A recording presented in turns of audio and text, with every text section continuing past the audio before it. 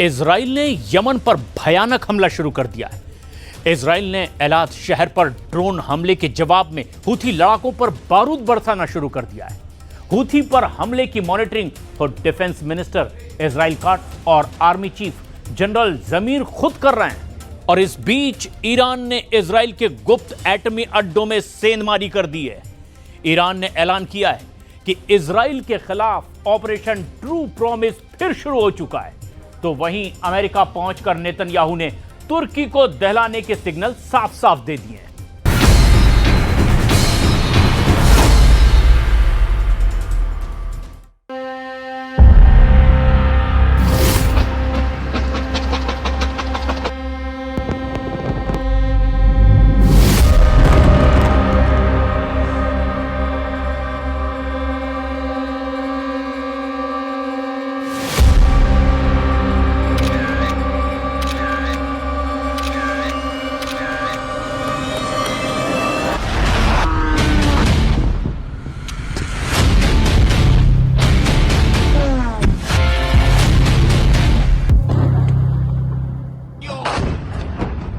Israel 5 front को दहला रहा है।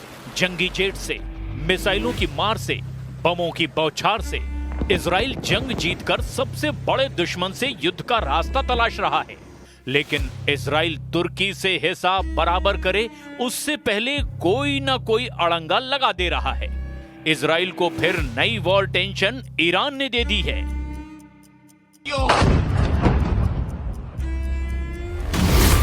इजराइल के एटमी अड्डे में घुस गया ईरान।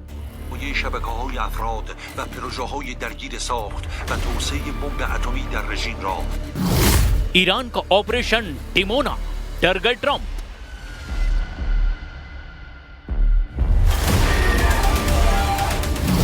खामनेई का प्रॉमिस 4 परमाणु हमला शुरू।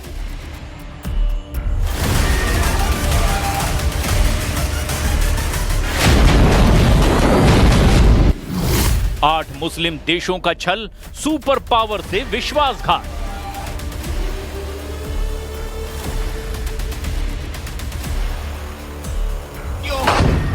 ईरान ने बड़ा धमाका किया है। ईरान ने इजराइल को घर में घुसकर दहलाया है। ईरान ने इजराइल के न्यूक्लियर साइट को निशाना बनाया है। ईरान ने नेतन्याहू के न्यूक्लियर साइट के सीक्रेट उड़ा लिए हैं। ईरान ने ऑपरेशन प्रॉमिस 4 शुरू कर दिया है। सुप्रीम लीडर अली खामनेई ने ट्रंप के मुस्लिम देशों से पहले इजराइल को झटका दे दिया है। इजराइल के एटमी अड्डे का ट्रेलर ईरान ने रिलीज किया है। पहली झलक देखिए, पूरी डिटेल आगे दिखाएंगे क्योंकि इजराइल पर भयानक हमला हुआ है। नेतन्याहू के सुपर सीक्रेट परमाणु अड्डे पर ईरान की सेंधमारी से खाड़ी में खलबली मची हुई है। वहीं हूथी लड़ाकों ने इजराइल को फिर से धुआं धुआं कर दिया है। मिसाइलों की बौछार से इजराइल दहल रहा है। ईरान समर्थित फाइटर्स अब इजराइल के लिए सबसे बड़ा खतरा बनते जा रहे हैं। इजराइल ने जब से हूथी चीफ अब्दुल मलिक अल हूथी को मार डालने की धमकी दी है, तब से हूथी लड़ाके आर पार का युद्ध शुरू कर चुके हैं। लेटेस्ट ड्रोन हमला उसी एलात शहर पर हुआ, जहां कुछ दिन पहले भी हूथी ने ड्रोन बम का धमाका किया। नए हमले में हूथी फाइटर्स ने ड्रोन से ही इजराइल को चुनौती दी है। 24 घंटे से शुरू हुआ हूथी का हमला कई राउंड में हो सकता है।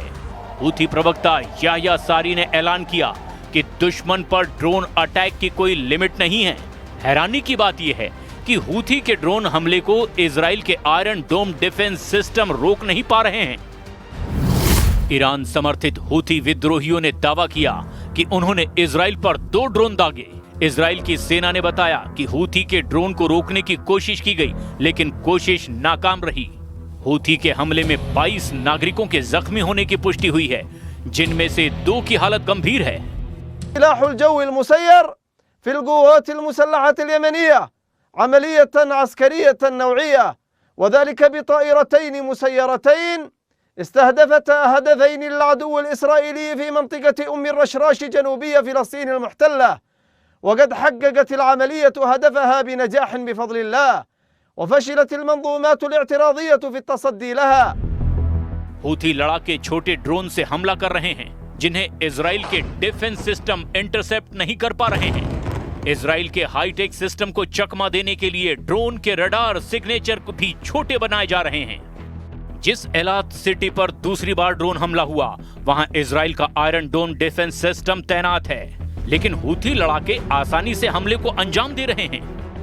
هذه العملية هي الثانية خلال 24 ساعة الماضية، حيث نفذ سلاح الجو المسير عملية عسكرية في وقت سابق أمس الثلاثاء، وذلك بعدد من الطائرات المسيرة استهدفت أهدافا عدة للعدو الإسرائيلي في منطقتي أم الرشراش وبئر السبع جنوبية فلسطين المحتلة। इजराइल पर ऐसे ही ड्रोन हमला हुआ, उसने गाजा में जबरदस्त पलटवार किया है। 24 घंटे के अंदर इजराइल ने गाजा में 170 हमले कर डाले हैं। गाजा पट्टी में इजराइल के हमले में 80 से ज्यादा लोगों के मारे जाने की जानकारी है।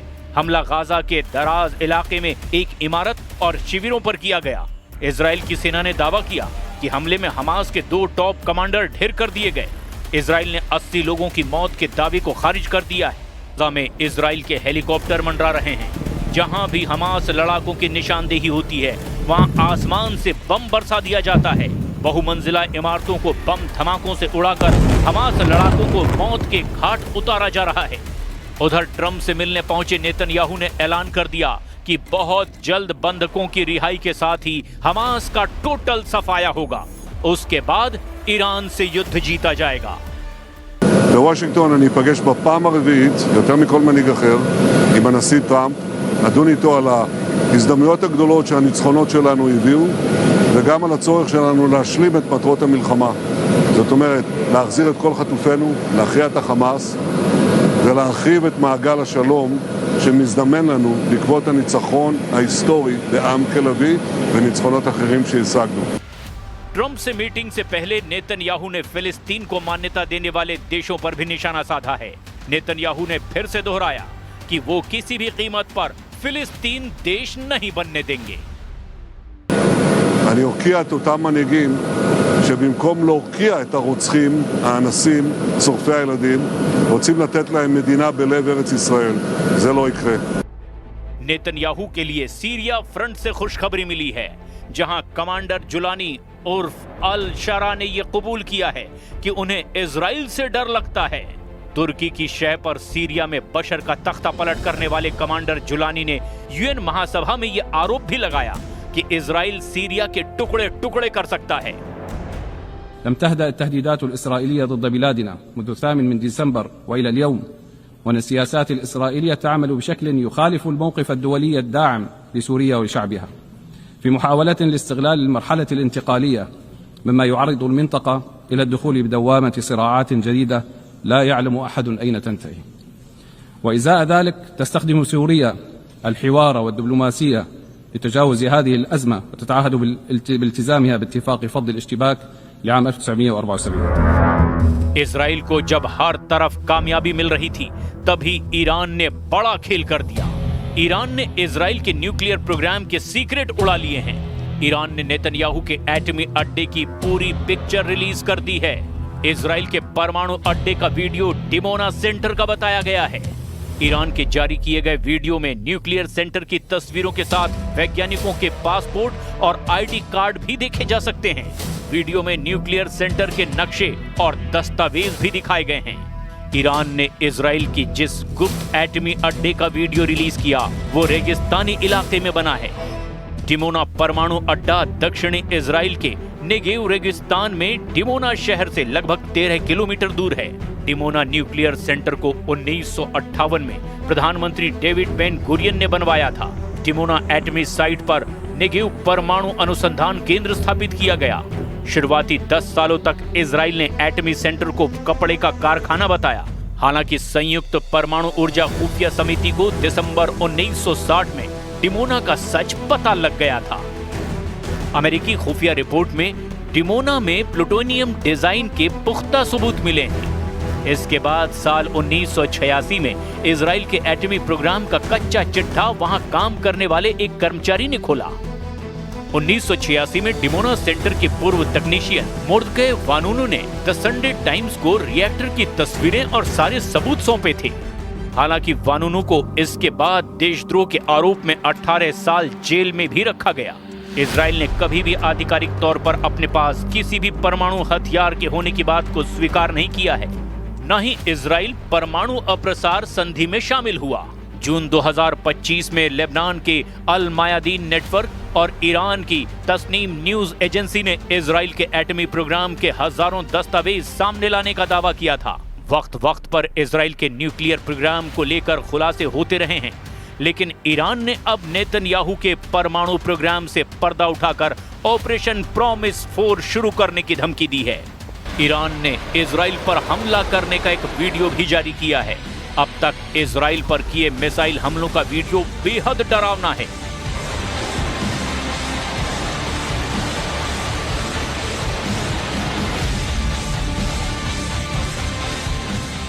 بدانند که ایران این کهن‌ترین تمدن پیوسته جهان همواره در برابر تندبادهای تاریخ استوار ایستاده است.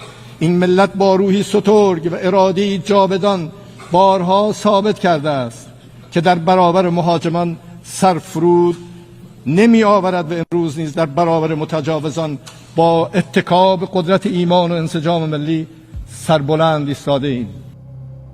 ईरान अपना ऑपरेशन ट्रू प्रॉमिस 4 जल्द लॉन्च कर सकता है। ईरान ने अपनी मिसाइल साइटें फिर से एक्टिव कर दी है। ईरान ने 800 मिसाइलों के लिए चीन से खास ईंधन आयात किया है। खामनेई की लिस्ट में इजराइल के कई टारगेट हैं। पहला टारगेट तेल अवीव यानी इजराइल की राजधानी है। दूसरा टारगेट इजराइल के परमाणु ठिकाने हैं। तीसरे टारगेट पर इजराइल के सबसे खतरनाक मिलिट्री बेस हैं। वैसे ईरान का बटन तभी दबेगा जब इजराइल ईरान पर हमला करेगा, और इसमें कोई शक नहीं कि इजराइल ईरान के परमाणु कार्यक्रम को तबाह करने के लिए कुछ ना कुछ जरूर करेगा। नेतन्याहू के टारगेट पर इस वक्त ईरान के कम से कम 25 शहर हैं। इनमें परमाणु अड्डे भी हैं, इनमें तेल के ठिकाने भी हैं, और इनमें तमाम उन कमांडरों का एड्रेस है जो खामनेई के ऑर्डर पर इजराइल को दहलाने के लिए तैयार हैं। क्या इजराइल के खिलाफ ईरान का मिशन डेडली डिमोना शुरू हो चुका है? डिमोना मतलब इजराइल का परमाणु प्लांट जो नेगेव के रेगिस्तान में है। इसमें कोई शक नहीं कि इजराइल के हमला करने के सुगबुगाहट के बीच ईरान पलटवार के लिए पहले से ही तैयार है। ईरान ने एक तरह से इशारा कर दिया है कि इजराइल पर हमले के लिए उसने कई ठिकानों को फाइनल कर लिया है। मसूद पजेश्कियन ने यूएन महासभा में डंके की चोट पर यह दावा किया कि उन्होंने 12 दिन के युद्ध में इजराइल और अमेरिका दोनों को बराबर की टक्कर दी है। دفاع 12 روزه مردم میهن‌دوست و دلاور ایران محاسبه وهم‌آلود خودستایان متجاوز را به رخ آنان کشیدند. دشمنان ایران ناخواسته اتحاد مقدس ملی را قوام بخشیدند. مردم ایران با وجود شدیدترین، طولانیترین و سنگینترین تحریم‌های اقتصادی، جنگ روانی و رسانه‌ای و تلاش‌های مستمر برای ایجاد تفرقه به مجرد شلیک نخستین گلوله به خاکشان یکپارچه حامی نیروهای مسلح دلیر خود شدند و امروز نیز خود خون شهیدانشان را پاس می‌دارند.